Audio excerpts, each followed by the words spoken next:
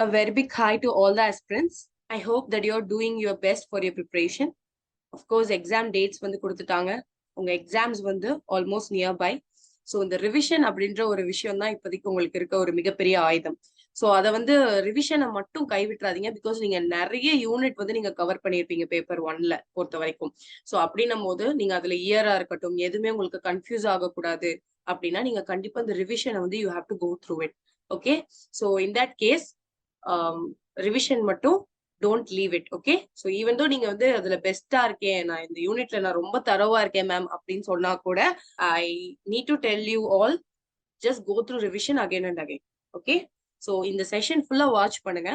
Okay, let's go into the first question. So நல்லா கவனிங்க. Because revision அப்படின்னும் போது நம்ம ப்ரீவியஸ் இயர் கொஸ்டின் எல்லாம் எடுத்து பார்த்தாதான் நம்மளுக்கு இந்த மாதிரியான கேள்விகள் எல்லாம் கேட்டிருக்காங்களா அப்படின்ட்டு நம்ம பார்த்துட்டு இன்னும் கொஞ்சம் கான்ஃபிடென்ட் ஆகும். ஓகே, நம்ம கிளியரா இருக்கும் அப்படின்ற மாதிரி.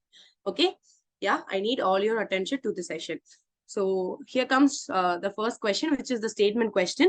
Statement question பொறுத்த வரைக்கும் நல்லா ஒரு 2-3 times வந்து நல்லா அதை ரீட் பண்ணிக்கோ.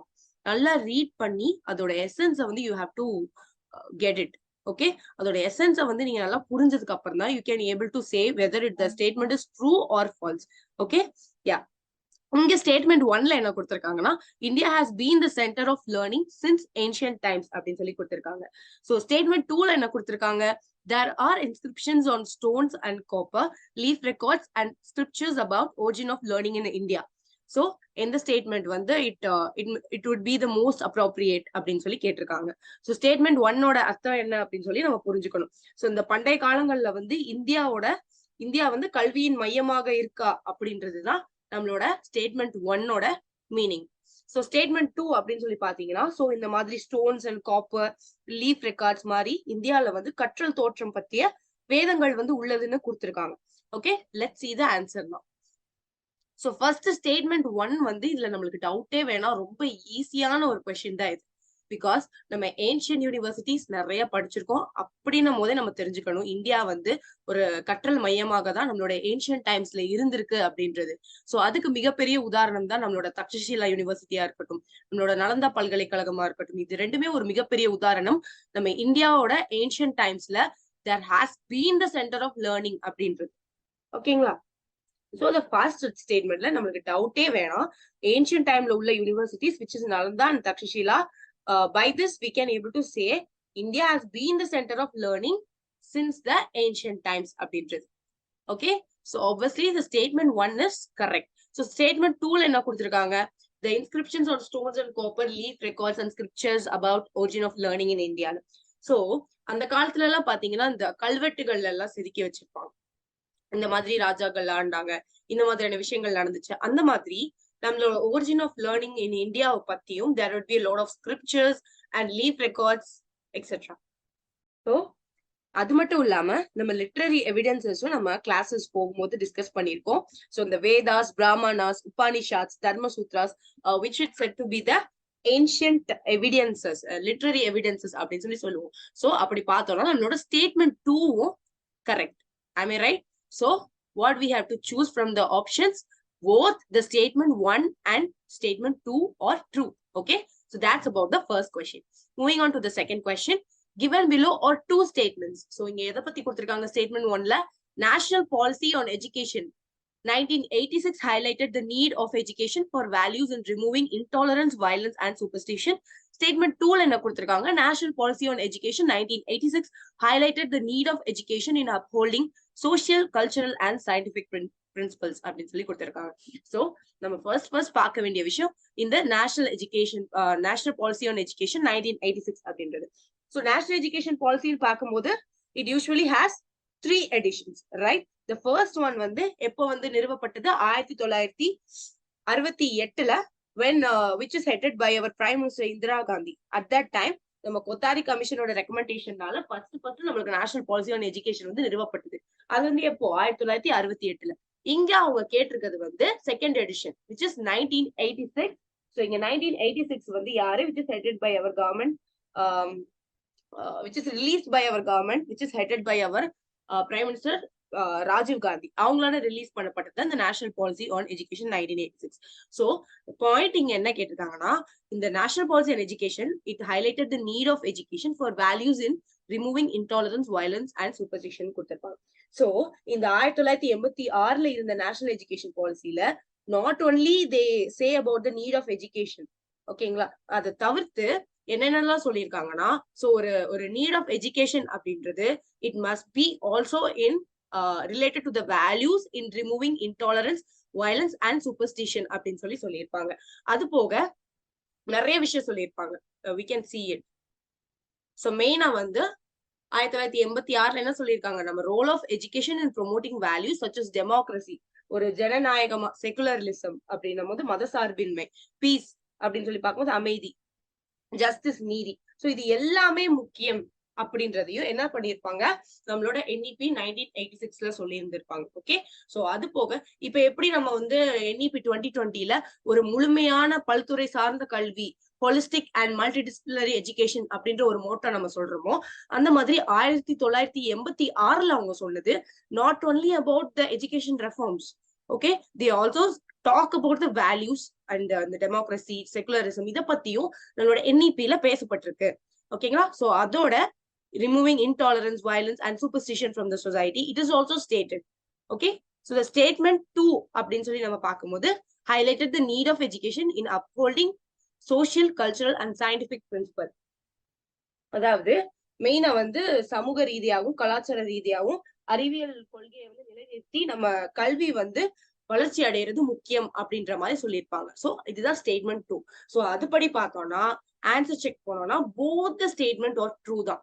ஓகே, சோ அங்க வந்து ரெஃபார்ம்ஸ் பத்தி மட்டும் பேசியிருக்க மாட்டாங்க. they also say about the other things which is important rather than the education தவிர்த்து இந்த வேல்யூஸ்ல இதெல்லாமும் முக்கியம் அப்படின்றதையும் 1986ல உள்ள நேஷனல் எஜுகேஷன் பாலிசியில கொடுத்திருந்தது. ஓகே, யா, அது போக முக்கியமான பாயிண்ட் 1986ல NEP-ல உள்ள முக்கியமான சில பாயிண்ட்ஸ் அப்படின்னு சொல்லி பாத்தீங்கன்னா, இந்த டிஸ்டன்ஸ் எஜுகேஷன் பத்தி பேசியிருப்பாங்க. முக்கியமா அதை இன்னும் கொஞ்சம் எக்ஸ்பேண்ட் பண்ணணும், அதோட ஃபெசிலிட்டிஸை இன்னும் கொஞ்சம் இம்ப்ரூவ் பண்ணணும் அப்படின்றத பேசியிருப்பாங்க. அது போக மெயின் அந்த ஹேண்டிகேப்ட் ஸ்டூடெண்ட்ஸ்காண்டி, so we have to treat them as a general community, we have to treat them as a equal partners அப்படின்ற மாதிரியும் சொல்லியிருப்பாங்க. அது போக கட்டாய கல்வி பத்தி பேசியிருப்பாங்க, அடல்ட் எஜுகேஷன் பத்தி பேசியிருப்பாங்க. கட்டாய கல்வி 14 வயது வரை வந்து கட்டாய கல்வி கம்பல்சரி எஜுகேஷன் இருக்கணும் அப்படின்றதையும் சொல்லியிருப்பாங்க. அடுத்து மும்மொழி கொள்கையை பத்தி பேசியிருப்பாங்க, 3 லாங்குவேஜ் ஃபார்ம்லா. அது மட்டும் இல்லாம நம்மளோட quality and standard of teacher எஜுகேஷனை வந்து இன்னும் கொஞ்சம் இன்க்ரீஸ் பண்ணணும் அப்படின்றத பத்தி சொல்லியிருப்பாங்க. ஓகேங்களா, இது எல்லாமே நம்ம எதுல பாக்குறோம், 1986ல வந்து சொல்லப்பட்ட நேஷனல் எஜுகேஷன் பாலிசியில ரொம்ப முக்கியமான கீ ஃபீச்சர்ஸ் அப்படின்னு சொல்லி ஆர் ரெக்கமெண்டேஷன் அப்படின்னு சொல்லி சொல்லலாம். Okay, yeah, moving on to the next question. Arrange the following in chronological order அப்படின்னு சொல்லி கொடுத்திருக்காங்க. குரோனாலஜிக்கல் ஆர்டர் பொறுத்த வரைக்கும் இந்த கொஸ்டின் நீங்க பார்த்தாலே உங்களுக்கு வந்து இந்த மாதிரியெல்லாம் கொஸ்டின் கேட்டா will be more happy. Because பாருங்க, ரொம்ப பேசிக்கான கொஸ்டின். குரோனாலஜிக்கல் ஆர்டர் அப்படின்னு சொல்லி பார்க்கும்போது நம்ம கிளாஸ் பார்க்கும் போதே நான் வந்து குரோனாலஜிக்கல் ஆர்டர் வைஸ் தான் கொடுத்திருந்தேன். வேதிக் எஜுகேஷன் சிஸ்டம், அதுக்கு அடுத்து வந்து மிடைவல் பீரியடு, அதுக்கு அடுத்து வந்து பிரிட்டிஷ் பீரியடு, அந்த மாதிரி தான் நான் கொடுத்திருந்தேன். So it could be easy for you to make the way in the chronological order. So in that case, first optionல என்ன கொடுத்திருக்காங்க, ஆப்ஷன் ஏ நலந்தா கொடுத்திருக்காங்க, ஆப்ஷன் பி மக்தப் கொடுத்திருக்காங்க, ஆப்ஷன் சி தக்ஷஷீலா கொடுத்திருக்காங்க, option D Vedic education system and option E Upanishad education system கொடுத்திருக்காங்க. So no doubts, ஆரம்ப காலகட்டத்துல வேத காலகட்டத்துல இருந்தே நம்மளுக்கு வந்து கல்வி இருக்கா அப்படின்ற மாதிரி கேள்வி எல்லாம் நம்மளுக்கு கேட்கப்பட்டிருக்கு. அதையும் நம்ம கிளாஸஸ்ல டிஸ்கஸ் பண்ணியிருக்கோம். ஸோ ஆரம்ப காலகட்டத்து கல்வி முறை அப்படின்னும் போது வேதிக் education system we have to, it is the first stage or first period when our education started. அதுக்கு அடுத்து வந்து அது தொடர்ந்தே உபனிஷத் எஜுகேஷன் சிஸ்டம் வரும், as similar to the Vedic education system. அதுக்கு அடுத்து பாத்தீங்கன்னா நம்மளோட தக்ஷஷீலா வரும். ஓகே, சோ தக்ஷஷீலா அப்படின்னு சொல்லி பார்க்கும்போது இங்க இயர் வைஸ் நான் உங்களுக்கு கொடுத்திருக்கேன் வேதிக் எஜுகேஷன் சிஸ்டம். சோ அது எந்த டைம்லனா 1500 BCE-ல வேதிக் எஜுகேஷன் சிஸ்டம் வந்து இருந்திருக்கு. அடுத்து உபனிஷத் எஜுகேஷன் சிஸ்டம். சோ ரொம்ப பெரிய டிஃபரன்ஸ் இருக்காது வேதிக் எஜுகேஷன் சிஸ்டம்க்கும் உபனிஷத் எஜுகேஷன் சிஸ்டம்க்கும், ஆல்மோஸ்ட் சிமிலர். ஓகே, சோ அடுத்து ஃபாலோ அப் பண்ணி உபனிஷத் எஜுகேஷன் சிஸ்டம் வருது. சோ 800 BCE கிட்ட. அதுக்கு அடுத்து வந்து நம்மளோட தக்ஷஷீலா யூனிவர்சிட்டி கிட்டத்தட்ட 600 BCE கிட்ட எஸ்டாப்ளிஷ் பண்ணப்பட்ட one of the university. So நிறைய ஸ்டூடெண்ட்ஸ் வந்து கிளாஸ் நடக்கும் போதே தக்ஷஷீலா எப்ப எஸ்டாப்ளிஷ் ஆச்சு அப்படின்னு சொல்லி கேட்டிருந்தீங்க. பட் ஒரு லிட்டரரி எவிடன்ஸ்ல வந்து ப்ராப்பரா கொடுக்கல, அதனாலதான் நான் ப்ராப்பரா கிளாஸ் அப்போ வந்து நான் சொல்லல, அதை உங்களுக்கு கிளாரிஃபை பண்ணிட்டு சொல்லணும்னு நினைச்சேன். அடுத்து நான் I don't actually told you all, so kindly note it down. Takshashila வந்து கிட்டத்தட்ட ஒரு 600 BCE கிட்ட வந்து தோன்றப்பட்ட ஒரு பல்கலைக்கழகம். அடுத்து வந்து பாத்தீங்கன்னா நலந்தா யூனிவர்சிட்டி. நலந்தா யூனிவர்சிட்டி வந்து 5th century CE as we all know.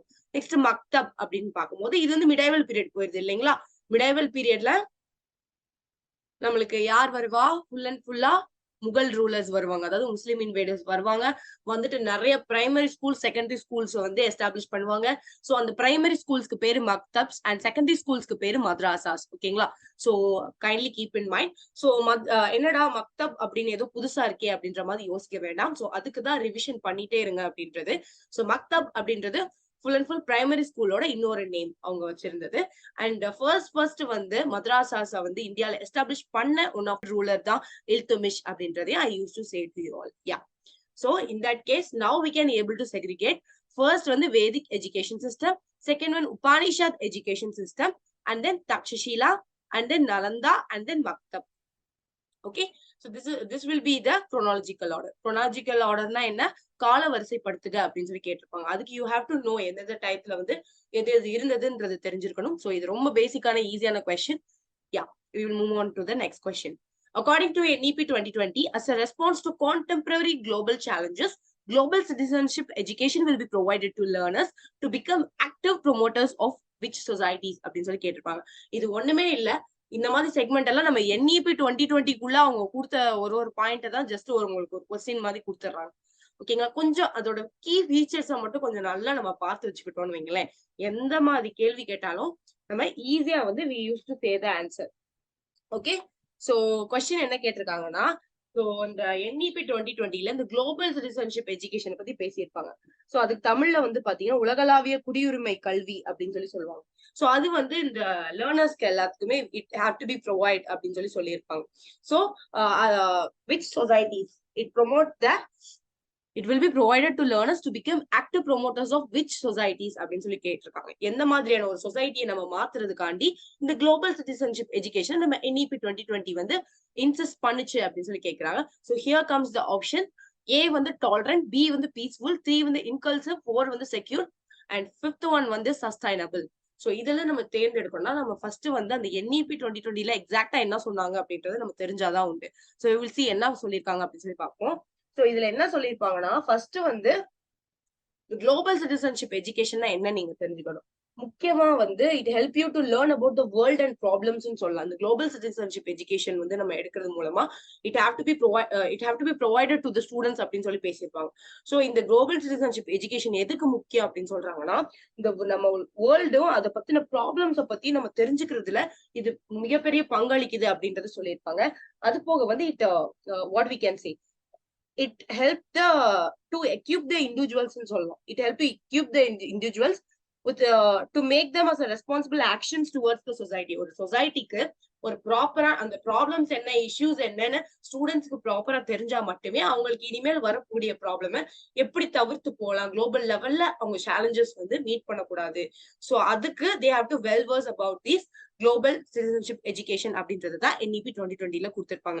So அதுல சொன்ன வாக்கியம் இதுதான், இந்த பாயிண்ட் தான் நம்ம NEP 2020ல கொடுத்திருக்காங்க. சோ அதுல இந்த குளோபல் சிட்டிசன்ஷிப் எஜுகேஷன் வந்து ப்ரொவைட் பண்றது மூலமா நம்ம வந்து ஒரு tolerant, peaceful, inclusive, secure and sustainable சொசைட்டியை வந்து நம்மளால மேக் பண்ண முடியும் அப்படின்றதுதான் நம்ம NEP 2020யோட பாயிண்ட். சோ அப்ப இதுல என்னென்ன சொல்லியிருக்காங்க, டாலரண்ட் சொல்லியிருக்காங்க, பீஸ்ஃபுல் சொல்லியிருக்காங்க, inclusive, secure and sustainable society அதுதான் இங்க தேர்ந்தெடுக்க சொல்லியிருக்காங்க. சோ அப்படி பார்த்தோம்னா ABCD and E is correct answer. So you can choose the option C. Yeah. Moving on to the next question. According to the NEP 2020, assessments of educational approaches in undergraduate education integrating humanities and arts with which of the following disciplines have consistently shown positive learning outcome அப்படின்னு சொல்லி கேட்டிருக்காங்க. So இதுவும் again உங்களுக்கு NEP 2020ல பேசப்பட்ட ஒரு விஷயம் தான். ஓகேங்களா. சோ இதுல என்ன சொல்லியிருக்காங்க அப்படின்னா, first you have to understand the question. This question wants you to find out which of the following discipline have been proven to improve the student learning outcomes combined with humanities and arts. Okay, so மெயினா இந்த point வந்து அப்படியே நம்ம NEP 2020ல கொடுத்ததுதான். So என்ன சொல்லியிருப்பாங்கன்னா main under graduate education பொறுத்த வரைக்கும் humanities and ஆர்ட்ஸோட எதை integrate பண்ணனால நம்மளுக்கு வந்து ஒரு பாசிட்டிவ் லேர்னிங் அவுட்கம் கிடைச்சிருக்கு அப்படின்றத வந்து சொல்லியிருப்பாங்க. சோ இங்க எதை பத்தி பேசியிருப்பாங்கன்னா என்இபில humanities and arts with STEM அப்படின்னு சொல்லி ஒரு விஷயத்த சொல்லியிருப்பாங்க.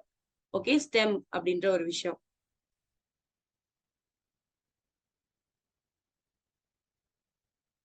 ஸ்டெம் அப்படின்ற ஒரு விஷயத்த பத்தி பேசியிருப்பாங்க. சோ ஸ்டெம் அப்படின்றது என்ன மேம் அப்படின்னு கேட்டீங்கன்னா science, technology, engineering and mathematics ப்ரொவைடா இதோட இன்டிகிரேட்டட் ஆனனால so when STEM is integrated with humanities and arts it is giving the positive learning outcomes towards all the students அப்படின்னு சொல்லி சொல்லியிருப்பாங்க NEP-ல பொறுத்த வரைக்கும். Okay, so they talk about the assessments here. Okay, so அப்படின்னு பார்க்கும்போது இந்த stem அப்படின்னா நிறைய பேர் மாஸ் மீடியாவை சூஸ் பண்ணவும் சான்சஸ் இருக்கு. Kindly note it down. இங்க NEP-ல பேசுறது humanities and arts with STEM அப்படின்றது. ஸ்டெம் அப்படின்றதுக்கு full form science, technology, engineering and mathematics only, not mass media. Okay, so they are talking about these things only. So the answer is A, B, C and E only. Fine? Yeah. So இத பத்தின ஒரு சின்ன abbreviation மாதிரி கொடுத்திருப்பேன், explanation. Just think பண்ணிக்கோங்க. So மெயினா வந்து இந்த stem அப்படின்ற ஒன்னு வந்து when it is integrated with humanities and arts it is showing the positive learning outcome அப்படின்னு சொல்லி சொல்லுவாங்க. அது மட்டும் இல்லாம ஸ்டூடெண்ட்ஸ்க்கு இடையே வந்து கிரியேட்டிவிட்டி இனோவேஷனை இன்க்ரீஸ் பண்ணிருக்கு, கிரிட்டிக்கல் திங்கிங்கை இன்க்ரீஸ் பண்ணிருக்கு, ஹையர் ஆர்டர் திங்கிங் கெப்பாசிட்டியை இன்க்ரீஸ் பண்ணிருக்கு, ப்ராப்ளம் சால்விங் எபிலிட்டிஸ் இன்க்ரீஸ் பண்ணிருக்கு அப்படின்னு சொல்லி சோ இந்த மாதிரியான ஒரு assessment எடுத்ததுல they used to say it is giving the positive learning outcome அப்படின்றத சொல்லியிருப்பாங்க. Okay, yeah, let's move on to the next question. With reference to the Hunter Education Commission 1882 which one of the following statement is incorrect அப்படின்னு சொல்லி கேட்டிருக்காங்க. So incorrect அப்படின்னா நம்ம வந்து இதுல இருந்து எந்த ஸ்டேட்மெண்ட் வந்து incorrect அப்படின்றத நம்ம கண்டுபிடிச்சாகணும். அதுவும் நம்மளுக்கு ரொம்ப பரிச்சயமான நம்மளோட ஹண்டர் எஜுகேஷன் கமிஷன் தான் கொடுத்திருக்காங்க. சோ நம்ம ஈஸியா நம்ம ஃபைண்ட் அவுட் பண்ணலாம், பிகாஸ் நம்ம நல்லா படிச்ச ஒரு கமிஷன் தான் இது. சோ அந்த கான்பிடன்ஸ் இருந்தா போதும். சோ ஆப்ஷனை இப்ப ரீட் பண்ணுவோம். ஆப்ஷன் ஏல என்ன கொடுத்திருக்காங்க, it was appointed by the Lord Ripon. Option B, it recommended that primary education should be imparted through vernacular medium. Option 3, its report was considered as the Magna Carta of English education in India. And option 4, it recommended literary and vocational education at the secondary level அப்படின்னு சொல்லி இருக்கு. So இதுல நம்ம வந்து என்ன statement incorrect அப்படின்னு சொல்லி நம்ம தேர்ந்தெடுக்கணும். அதுக்கு ஃபர்ஸ்ட் நம்ம ஹண்டர் எஜுகேஷன் கமிஷனை we have to remember. Okay, அப்படின்னும் போது ஆரம்பத்துல இருந்து போவோம், இங்க கொடுத்திருக்கிறதுல இருந்து போவோம். It was appointed by Lord Ripon. Obviously yes, because Hunter Commission was appointed by Lord Ripon, who is then Viceroy of India in 1882. அவர் தான் வைஸ்ராயா இருந்தார் இந்தியால. சோ அவர் தான் என்ன பண்ணுவாரு, ஹண்டரை வந்து சர் வில்லியம் ஹண்டரை வந்து அப்பாயிண்ட் பண்ணுவாங்க. அந்த குழு பேரு தான் நம்மளோட ஹண்டர் குழு அப்படின்னு சொல்லி நம்ம சொல்றது. சோ இந்த option A is correct. So இதை வந்து நம்ம பார்க்க வேணாம். சோ இதை வந்து நம்ம சூஸ் பண்ணிக்குவோம், இது correct option. It recommended that primary education should be imported through vernacular medium. மெயினா ஹண்டர் கமிஷன் அப்படின்னு சொல்லி பார்க்கும்போது 3 விஷயத்தை பத்தி பேசியிருக்கோம். Primary education, secondary education, higher education பத்தி பேசியிருப்பாங்க. அடுத்து வந்து வொகேஷனல் எஜுகேஷன் பத்தி பேசியிருப்பாங்க. சோ அப்படின்னும் போது இந்த பிரைமரி எஜுகேஷன் வந்து it should be imported through vernacular medium. அதாவது இந்த ஆரம்ப கல்வி முறை பிரைமரி எஜுகேஷன் அப்படின்றது வந்து ஒரு வட்டார மொழியில வந்து இருந்தா போதும். ஸ்டூடெண்ட்ஸ்க்கு வந்து ஆரம்ப கல்வியில அவங்களோட மதர் டங் லாங்குவேஜே அவங்க படிச்சா போதும். அவங்களுக்கு வந்து இங்கிலீஷ் அப்படின்ற ஒரு அந்நிய மொழியை நம்ம திடீர்னு வந்து அவங்களுக்கு புகுத்துனா அவங்களுக்கு அதை பத்தின ஒரு நாலேஜ் இருக்காது. So we have to go through their vernacular medium. அவங்களுக்கு என்ன மதர் டங்கோ அதுல அவங்க படிச்சுக்கலாம் அப்படின்ற மாதிரி அவர் ஒரு ரெக்கமெண்டேஷன் அவர் வைப்பாரு. சோ அப்படின்னும் போது நம்ம ஆப்ஷன் பியும் we can choose it as கரெக்டான அவர் சொன்ன ஒரு ரெக்கமெண்டேஷன் தான். Next here comes the point. இந்த பாயிண்ட பார்த்தோன்னே என் கொஸ்டின்லயே இந்த ஒரு பாயிண்ட் பார்த்தோன்னே நம்ம வந்து மத்த எந்த பாயிண்ட்டையும் நம்ம ஃபோக்கஸ் பண்ணிருக்க மாட்டோம். அந்த மாதிரி மேக்னா கர்த்தா அப்படின்னும் போது நான் ஆல்ரெடி சொல்லிட்டேன், மேக்னா கர்த்தா ஆஃப் இங்கிலீஷ் எஜுகேஷனோட கிளாஸ் நடக்கும் போதே நிறைய ஸ்டூடெண்ட்ஸ் வந்து எது அப்படின்னு சொல்லி நான் கிளியரா நடத்தும் போதே சொன்னேன். நிறைய பேர் மெக்காலே அப்படின்னு சொல்லி நீங்க ஆப்ஷன்ல போட்டுருந்தீங்க. பட் என்னைக்கும் நீங்க கன்ஃபியூஸ் ஆக வேண்டாம், இது ரொம்ப ஃப்ரீக்வெண்டா கேட்கிற கேள்வி.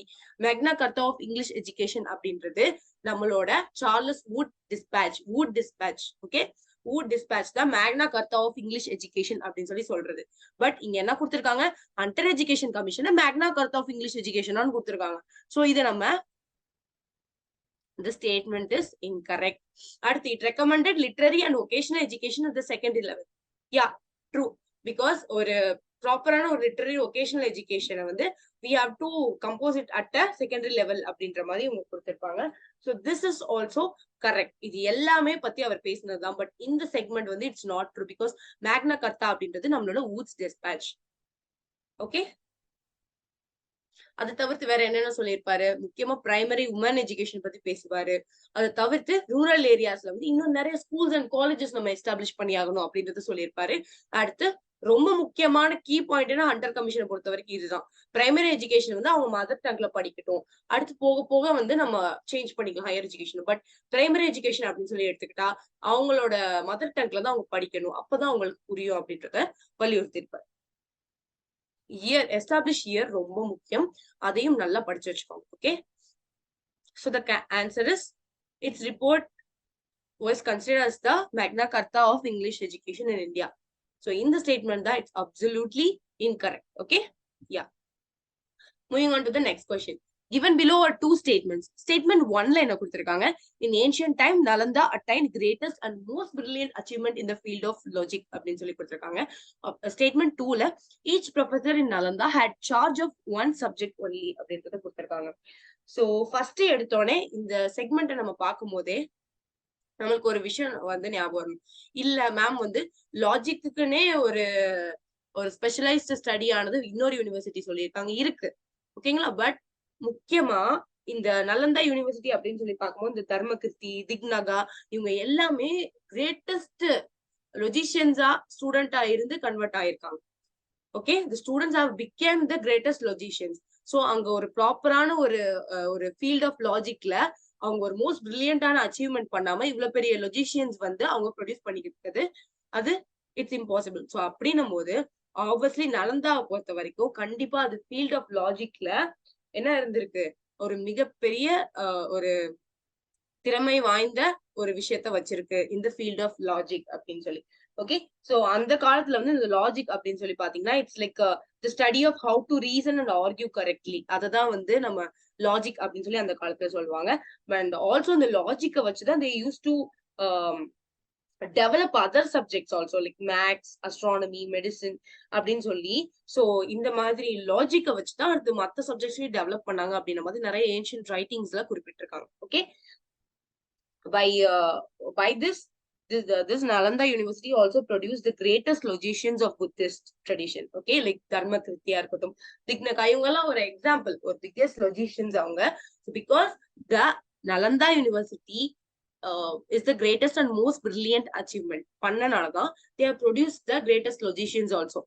Okay, so the next statement என்ன அப்படின்னு சொல்லி பாத்தீங்கன்னா, so the statement 1 வந்து என்னது, true.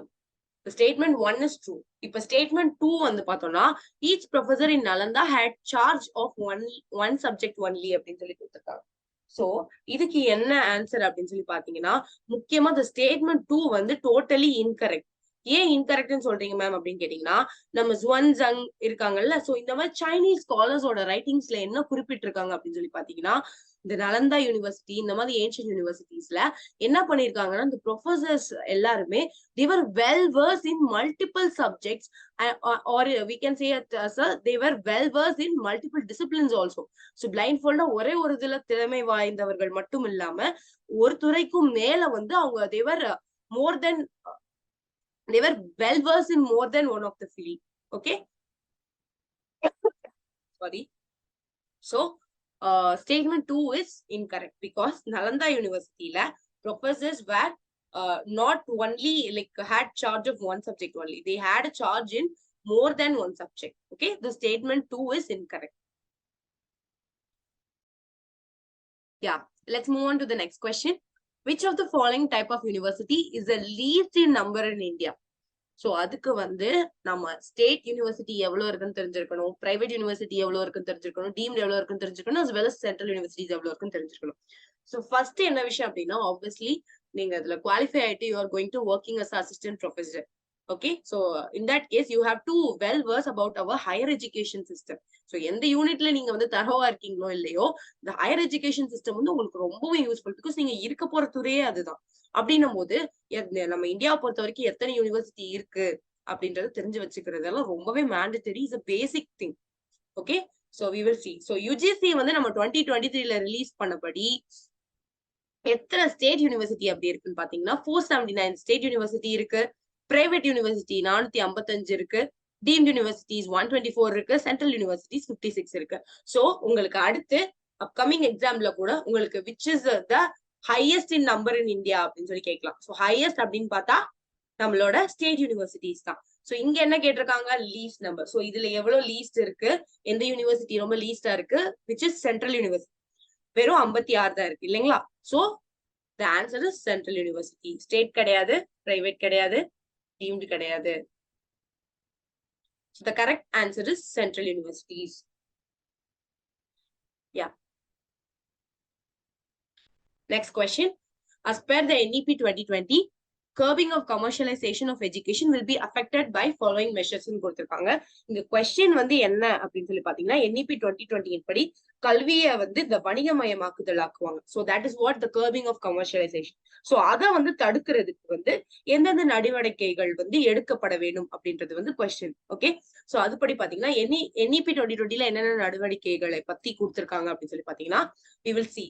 So எந்தெந்த மெஷர்லாம் NEP 2020 கொடுத்திருக்காங்க related to curbing of commercialization is the question.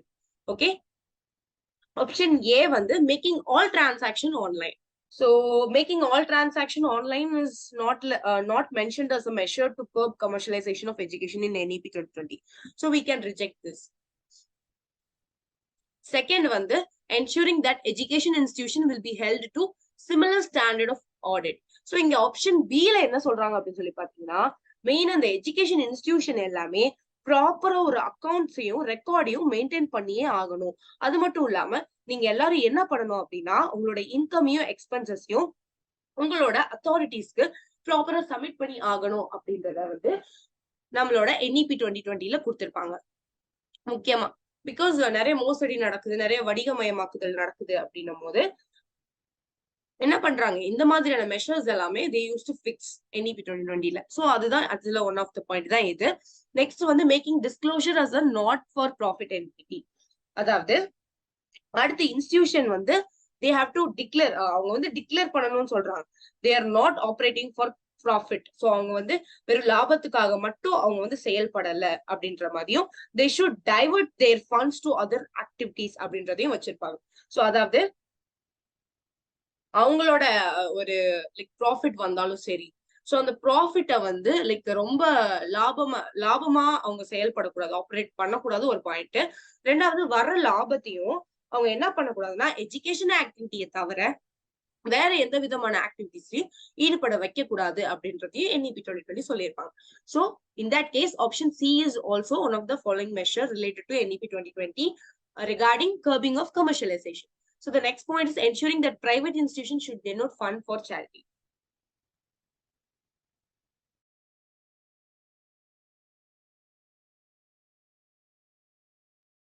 So in the D option பொறுத்த வரைக்கும் so NEP ல இப்படி எல்லாம் சொல்லப்படல.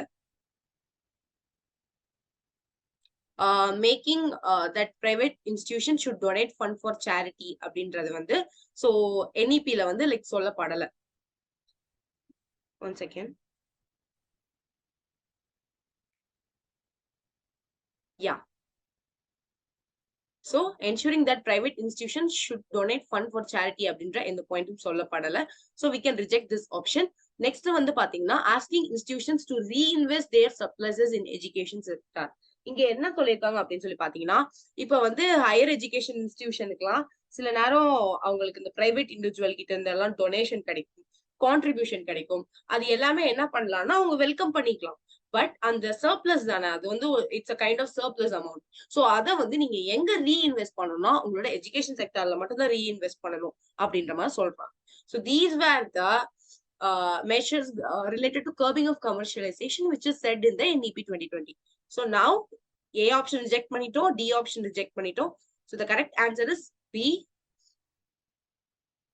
C and E only. Okay, yeah.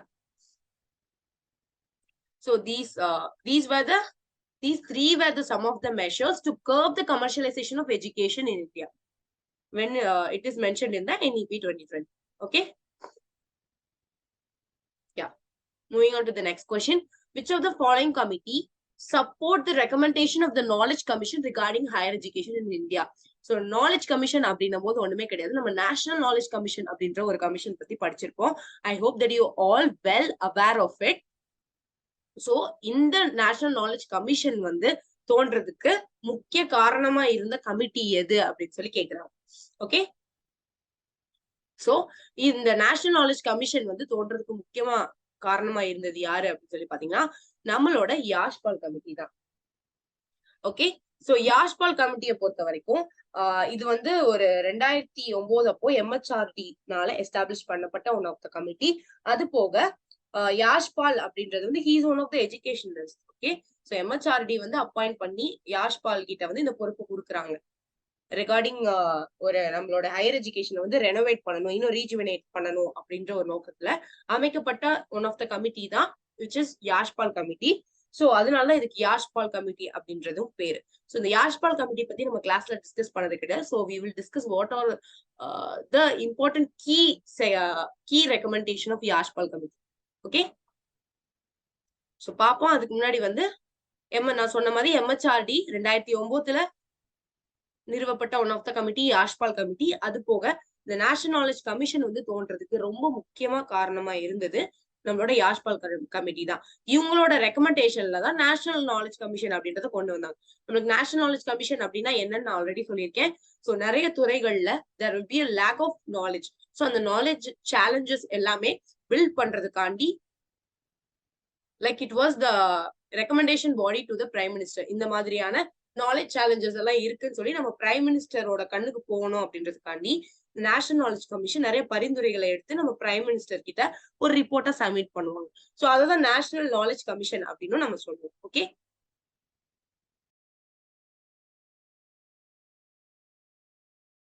So அந்த நேஷனல் நாலேஜ் கமிஷன் தோன்றதுக்கு முக்கியமா காரணமா இருந்தது நம்மளோட யாஷ்பால் கமிட்டி தான். On the basis of the recommendation of Yashpal committee, the National Knowledge Commission was started. Okay, yeah, யாஷ்பால் கமிட்டியை பொறுத்த வரைக்கும் என்னென்ன சொன்னாங்க அப்படின்றத கடகடன் பாத்திரலாம். சோ இந்த NCHER national commission for higher education and research அப்படின்ற ஒரு அபெக்ஸ் பாடியை வந்து மெயினா அந்த ஹையர் எஜுகேஷன் எல்லாத்தையுமே லைக் ரெகுலேட் பண்றதுக்கும் அதுக்கு ஒரு ரெகுலேட்டரி பாடி மாதிரி இருக்கணும் அப்படின்ற மாதிரி கொண்டு வரணும் அப்படின்னு சொல்லி யாஷ்பால் கமிட்டியோட one of the key recommendation. அதுக்கடுத்து இந்த UGC, AIC, TNCT இது எல்லாத்தையுமே அபாலிஷ் பண்ணிட்டு நம்ம இந்த மெயினா அந்த NCHER அப்படின்ற ஒரு அமைப்பு மட்டும் நம்ம வச்சுக்குவோம். இது எல்லாத்தையும் வந்து நம்ம அபாலிஷ் பண்ணணும் அப்படின்றது பரிந்துரையும் வச்சாரு. இது போக மெயினா interdisciplinary and integrated learning and research across disciplines and fields. So மெயினா வந்து there will be a lack of research in various interdisciplinary, so we have to integrate learning and research across various discipline அப்படின்றத சொல்லியிருப்பாரு நம்மளோட யாஷ்பால் கமிட்டியில. அது மட்டும் இல்லாம இந்த number of affiliated காலேஜை வந்து நம்ம வந்து ரெடியூஸ் பண்ணணும், அதோட நம்பரை ரெடியூஸ் பண்ணணும். அது மட்டும் இல்லாம அட்டானமஸ் காலேஜ் அண்ட் யூனிவர்சிட்டி நம்ம நிறைய இன்க்ரீஸ் பண்ணணும் அப்படின்றத சொல்லியிருப்பாரு. அது போக இந்த நேஷனல் எலிஜிபிலிட்டி டெஸ்ட் அப்படின்னு சொல்லி அண்டர் கிராஜுவேட் கோர்ஸ் அட்மிஷனுக்காண்டி அதை வந்து இந்த NET அப்படின்ற நேஷனல் எலிஜிபிலிட்டி டெஸ்ட்ல பாஸ் ஆனாதான் அவங்களுக்கு வந்து அண்டர் கிராஜுவேட் ப்ரோக்ராம் வந்து போக முடியும் அப்படின்ற மாதிரி ஒரு எக்ஸாம் வந்து நிறுவப்பட வேண்டும். அது போக வந்து காமன் என்ட்ரன்ஸ் டெஸ்ட் வந்து மெயினா போஸ்ட் கிராஜுவேட் கோர்சஸ்க்கு நம்ம கொண்டு வரணும் அப்படின்ற மாதிரி யாஷ்பால் கமிட்டி சொல்லியிருப்பாங்க. அது போக innovation creativity and excellence in teaching and research நம்ம கொண்டு வரணும் அப்படின்றதையும் நம்ம யாஷ்பால் கமிட்டியில முன் வச்சிருப்பாங்க. யா, சோ இதை பொறுத்த வரைக்கும் யாரு நேஷனல் நாலேஜ் கமிஷன் போன்றதுக்கு முக்கியமான காரணமா இருந்த கமிட்டி எது அப்படின்னு சொல்லி கேட்டாங்கன்னா கண்ணை மூடிட்டு நீங்க யாஷ்பால் கமிட்டியை you can able to choose. Yeah, let's go to the next question. Arrange the following institution in the chronological order of their establishment. First, ICSSR அப்படின்றது. ஸோ இதை பத்தி நம்ம கிளாஸ்ல ஆல்ரெடி டிஸ்கஸ் பண்ணிருப்போம், which is Indian Council of Social Science and Research. chronological order அப்படின்னு சொல்லி சொல்லும் போது இதுவும் இந்த ஒரு கவுன்சிலும் எப்போ உங்களுக்கு எஸ்டாப்ளிஷ் பண்ணப்பட்டுச்சு அப்படின்னு சொல்லி தெரிஞ்சா மட்டுமே உங்களால இந்த கொஸ்டின் ஆன்சர் பண்ண முடியும். That's why I ask you to revise again and again. Okay, so we will see எப்ப எஸ்டாப்ளிஷ் ஆச்சு அப்படின்னு சொல்லி பார்ப்போம். அது போக இது என்ன அப்படின்னு சொல்லி கடகடன்னு பார்த்துடலாம். ஃபர்ஸ்ட் வந்து எஸ்டாப்ளிஷ் பண்ணப்பட்டது அப்படின்னு சொல்லி பாத்தீங்கன்னா CSIR. சோ அதுதான் ஃபர்ஸ்ட்ல வருது. 1942லயே நிறுவப்பட்டதுதான் CSIR அப்படின்றது. சோ CSIR அப்படின்றது it's nothing but it's like a national research and development organization. So which covers a wide range of scientific and technological related discipline it used to regulate. So அதுதான் CSIR அப்படின்றது எப்பவே நிறுவப்பட்டுச்சு 1942 நிறுவப்பட்டுச்சு. Sorry. Next வந்து IIAS அப்படின்றது.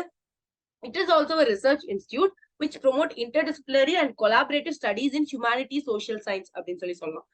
So இந்த IIAS வந்து எப்ப establish பண்ணப்பட்டுச்சு அப்படின்னு சொல்லி பாத்தீங்கன்னா 1965. So இது வந்து செகண்ட் பிளேஸ்ல. அடுத்து வந்து பாத்தீங்கன்னா ICSSR அப்படின்றது. So it is also a national body.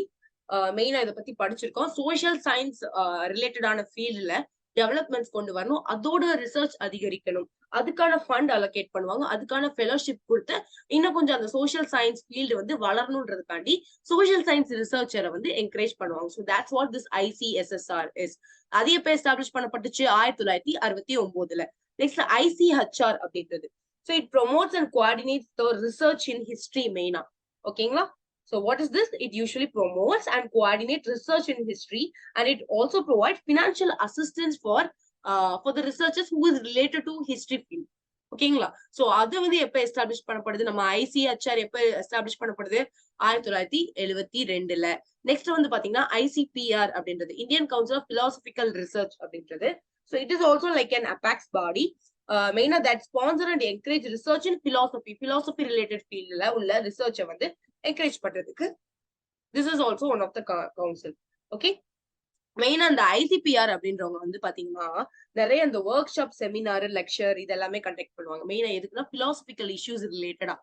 Okay, workshop, நிறைய செமினார், லெக்சர் எல்லாமே ப்ரொவைட் பண்ணுவாங்க. ஓகே, இது எப்ப எஸ்டாப்ளிஷ் பண்ணப்படுச்சுன்னா 1977. Okay, now you can able to segregate. So first தோணுனது வந்து நம்ம CSIR, நெக்ஸ்ட் வந்து IIAS, நெக்ஸ்ட் வந்து ICSSR,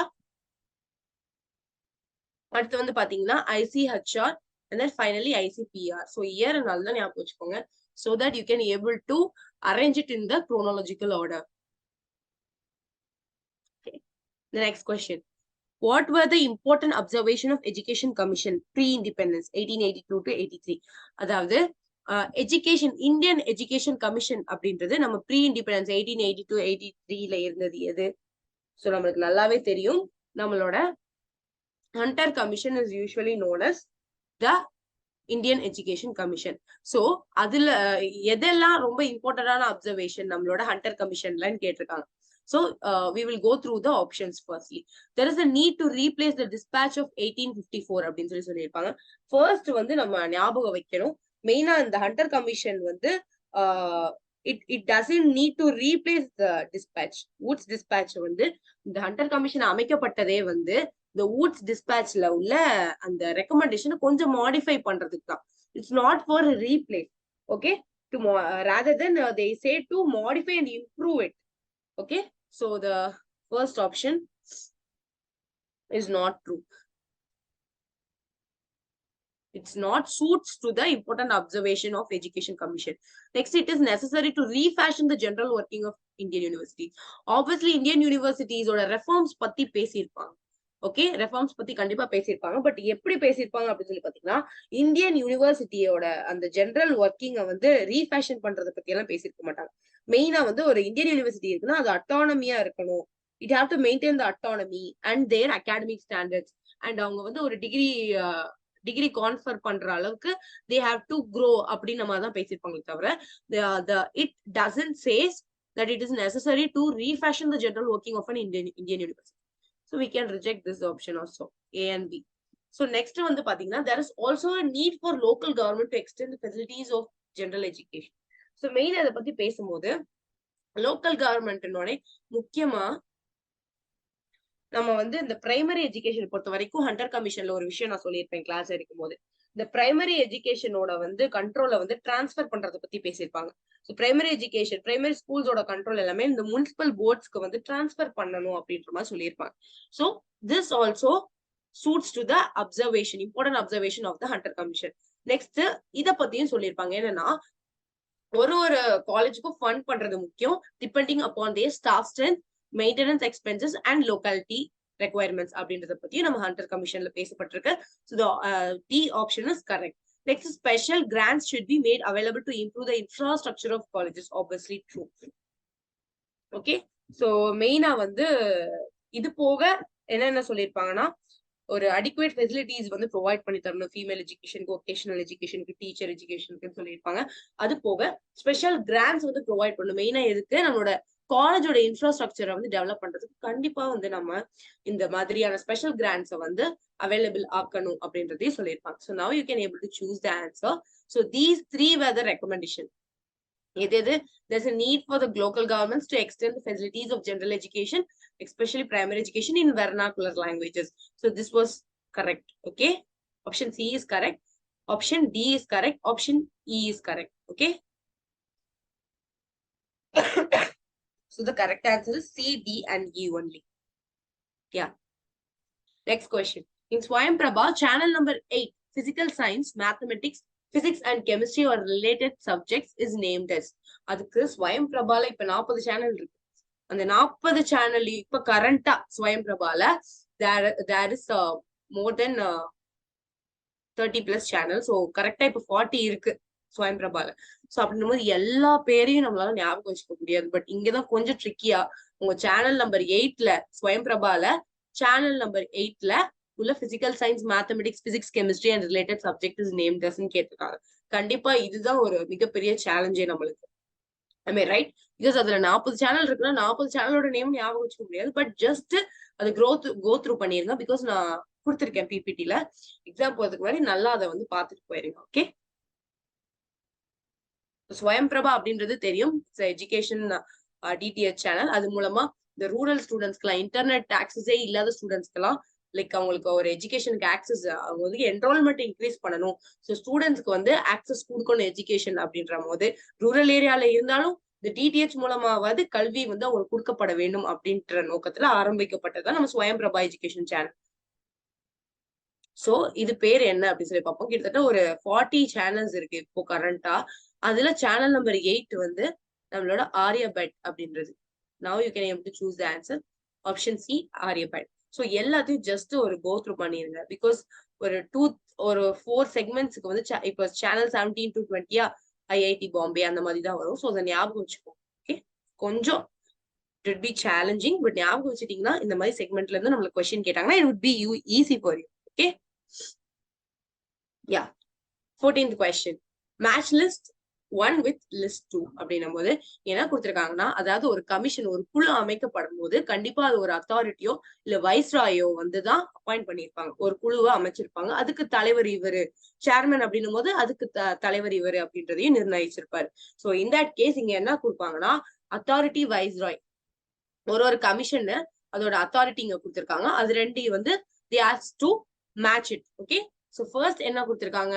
ஃபர்ஸ்ட் வைஸ்ராய யார கொடுத்திருக்காங்க? நம்மளோட லார்ட் ரிப்பனை கொடுத்திருக்காங்க. சோ லார்ட் ரிப்பன் சொல்லவே வேணாம், sir William Hunter. am I right? So Wood's despatch வந்து it's not like acceptable. So நிறைய ரெக்கமெண்டேஷன் நம்மளால ஏத்துக்க முடியல, அதுல கொஞ்சம் மாடிஃபை பண்ணுங்க அப்படின்ற மாதிரி லார்ட் ரிப்பன் என்ன பண்ணிருப்பாரு பாத்தீங்கன்னா, சார் வில்லியம் ஹண்டரை வந்து அப்பாயிண்ட் பண்ணிருப்பாரு. So Ripon it matches to Hunter. Next Lord Curzon யார் அப்பாயிண்ட் பண்ணிருப்பாரு அப்படின்னு சொல்லி பாத்தீங்கன்னா, நம்மளோட ரேலியை வந்து அப்பாயிண்ட் பண்ணாரு. ரேலி குழு அப்படின்னுவாங்க, ரேலி குழு அப்படின்னு. சோ ரேலி கமிட்டி அமைக்கிறதுக்கு நம்ம லார்ட் கர்சன் வந்து at the time he's the viceroy. Okay. Next William Bentinck. William Bentinck தான் நம்மளோட Macaulay minute, Thomas Babington Macaulay. So Macaulay minute பத்தி பார்த்திருப்போம். நீங்க எல்லாம் மறக்க முடியாத ஒன் ஆஃப் த கமிட்டியா இருக்கலாம். பிகாஸ் அதை நான் ஒரு ஸ்டோரி மாதிரி உங்களுக்கு ஐ யூஸ் டு சே. சோ அந்த மெக்காலே கமிட்டி மினிட் வந்து அந்த அமைக்கிறதுக்கு அதை வந்து உத்தரவிட்டது யாரு அந்த கமிட்டி அமைக்கிறதுக்கு அப்படின்னா நம்மளோட வில்லியம் பென்டிக் தான். நெக்ஸ்ட் வந்து சர்வப்பள்ளி ராதாகிருஷ்ணன். இது வந்து நம்மளுக்கு எந்த ஒரு கன்ஃபியூஷன் வேணாம். It goes to government of India. Because நம்ம கவர்மெண்ட் ஆஃப் இந்தியா தான் சுதந்திரம் வாங்கினதுக்கு அப்புறம் நம்மளோட கல்வியோட சீரமைப்பு இல்லைன்னா நம்மளோட யூனிவர்சிட்டி ஸ்ட்ரக்சர், எஜுகேஷன் ஸ்ட்ரக்சர் ப்ராப்பரா இல்ல, அதை வந்து சீரமைக்கணும் அப்படின்ற நோக்கத்துல ஒரு குழுவை அமைக்கிறாங்க. சோ அதுதான் நம்மளோட ராதாகிருஷ்ணன் கமிட்டியும் கூட. Okay. So the answer is Sarvepalli Radhakrishnan. Now the answer is A3, B4, C2 and D1. Okay.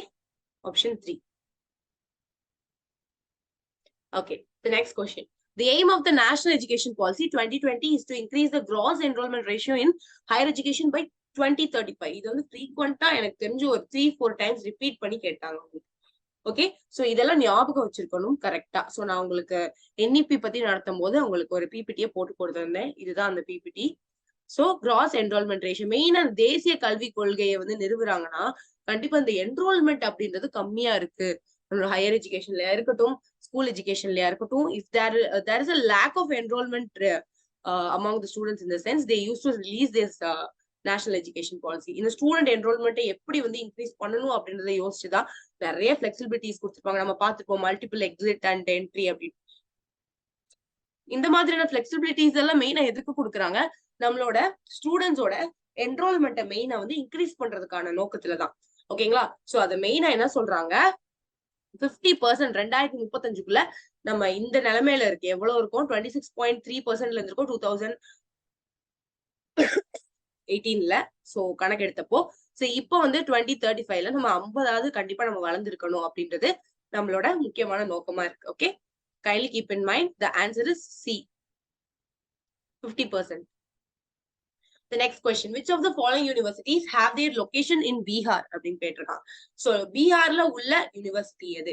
First வலபின்னு பார்த்தோம்னா அது குஜராத்ல இருக்கு. பிகாஸ் நான் கிளாஸ் பிபிடி போடும் போதே போட்டிருப்பேன் குஜராத் ஓல்டஸ்ட் யூனிவர்சிட்டி. எதுக்காண்டினா இந்த மாதிரி லொகேஷன் கேட்பாங்க, நீங்க கன்ஃபியூஸ் ஆயிடக்கூடாதுன்னு தான். ஓகேங்களா? குஜராத்ல உள்ள one of the oldest university தான் நம்மளோட வலபி யூனிவர்சிட்டி. செகண்ட் வந்து விக்ரம்ஷீலான்னு பாத்தீங்கன்னா எங்க இருக்கு? அதுவும் வந்து நம்ம பீகார்ல தான் இருக்கு. I mean right. So Vikramshila, it comes under the university which have located in Bihar. Next வந்து Shrindanya Kathak. So இத பத்தி நம்ம வந்து டிஸ்கஸ் பண்ணது கிடையாது, ஒண்ணுமே கிடையாது. It is also one of the ancient university. இது எங்க லொகேட் ஆயிருக்குன்னு பாத்தீங்கன்னா it is one of the ancient university in western part of India. Okay, மெயினா இது லொகேட் ஆன இடம் பாத்தீங்கன்னா ஒடிஷால லொகேட் ஆயிருக்கு.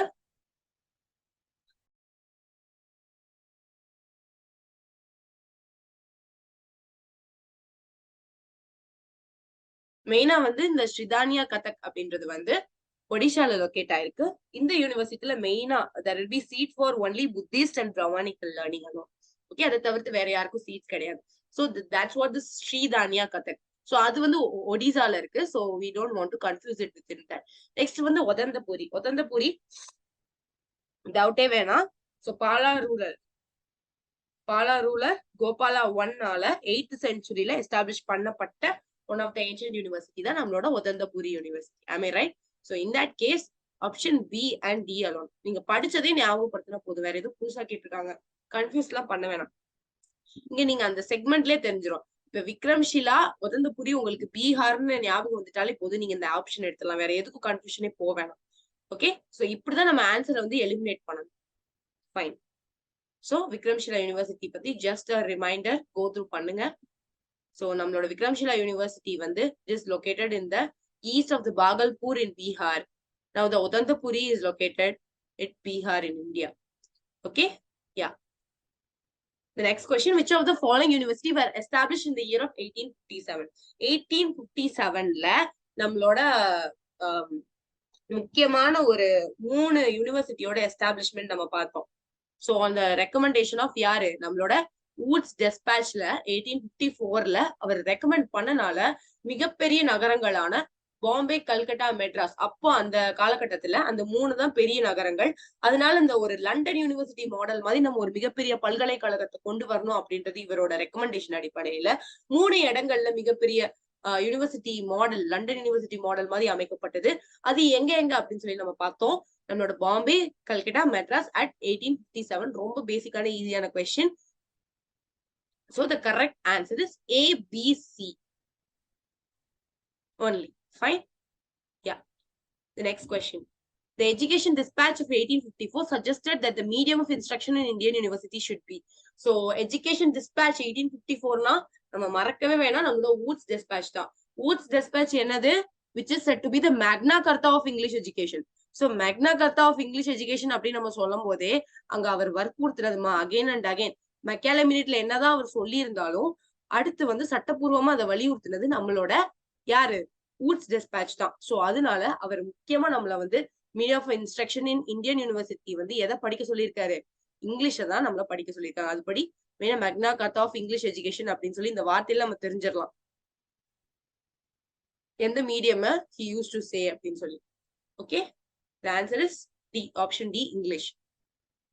UGC was established on the recommendation of University Education Commissioner, Higher Education Commissioner, Ministry of Education, Planning Commissioner. நம்மளுக்கு டவுட்டே வேணாம். University Education Commission, or else it is said to be Radhakrishnan Commission. Again, I'm saying the Radhakrishnan Commission நீங்க blindfold Radhakrishnan Commission தான் இங்க கொடுப்பாங்க அப்படின்னு சொல்லி நம்பிட்டு இருக்காதீங்க. பிகாஸ் யூனிவர்சிட்டி எஜுகேஷன் கமிஷன் நிறைய பேருக்கு தெரியாது. என்னது யூனிவர்சிட்டி எஜுகேஷன் கமிஷன் கன்ஃபியூஸ் ஆவீங்க. So Radhakrishnan commission is also known as university education commission. ஓகேங்களா? ஸோ இதை பொறுத்த வரைக்கும் நம்ம ஆல்ரெடி சொன்ன மாதிரி தான் கெபி அவங்களோட ரெக்கமெண்டேஷனால நம்ம கவர்மெண்ட் ஆஃப் இந்தியானால அப்பாயிண்ட் பண்ணப்பட்ட ஒன் ஆஃப் த கமிட்டி தான் இது. இதுல நம்ம ராதாகிருஷ்ணன் அவர்களை தான் தலைவரா வந்து நியமிச்சிருப்பாங்க. ராதாகிருஷ்ணன் குழு அப்படின்றது அமைக்கப்பட்டிருக்கும்.